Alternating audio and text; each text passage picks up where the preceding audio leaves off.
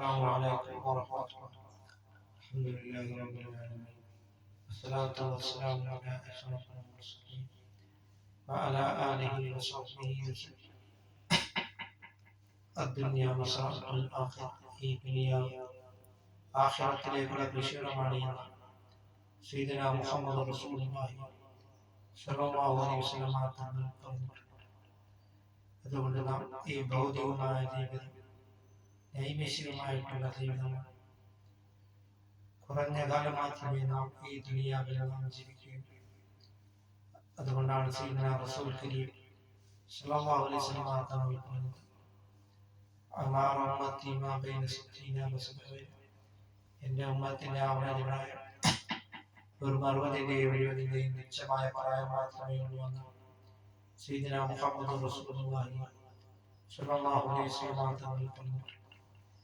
ഈ തുച്ഛമായ പ്രായത്തിൽ നിന്നാണ് നാം നിസ്കരിക്കുന്നത്, നോമ്പെടുക്കുന്നത്, ദാനധർമ്മങ്ങളും മറ്റു സൽക്കർമ്മങ്ങളെല്ലാം ചെയ്യുന്നതെന്ന് നാം മനസ്സിലാക്കണം.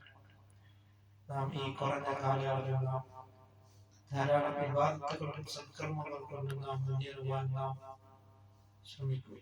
അതുകൊണ്ടാണ് സയ്യിദുനാ റസൂൽ കരീം സ്വല്ലല്ലാഹു അലൈഹി വസല്ലം തങ്ങൾ പറയുകയുണ്ടായി, എനിക്ക് ശേഷം ഒരു കാലം വരും, ആ കാലം വന്നു കഴിഞ്ഞാൽ 5 കാര്യങ്ങൾ ഇഷ്ടപ്പെടും, 5 കാര്യങ്ങൾ അവർ മറന്നുപോയി. ആ 5 കാര്യത്തിൽ പെട്ടതാണ് യുഹിബ്ബൂനൽ ഹയാത വയൻശൗനൽ മമാത. ജീവിക്കാൻ അവർ ഇഷ്ടപ്പെടും, മരണത്തെ അവർ മറന്നു. ഇന്ന് ജീവിക്കാൻ വേണ്ടി എല്ലാവരും നെട്ടോട്ടമാണ്. മരണത്തെ മറന്നു കളയുക, മരണം പിടികൂടുകൊണ്ടു കാലാകാലമുള്ള ജീവിതം കൊണ്ടുവന്നു ഒരോർമ്മയില്ലാതെ ജീവിക്കുക.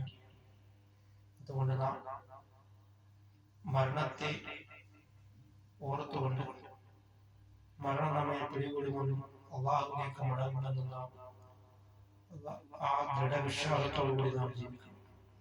അല്ലാഹു തആല കലിമയിൽ മരിക്കുന്നവരിൽ അല്ലാഹു തആല നമ്മളെ ഉൾപ്പെടുത്തുകയും ചെയ്യുമാറാകട്ടെ.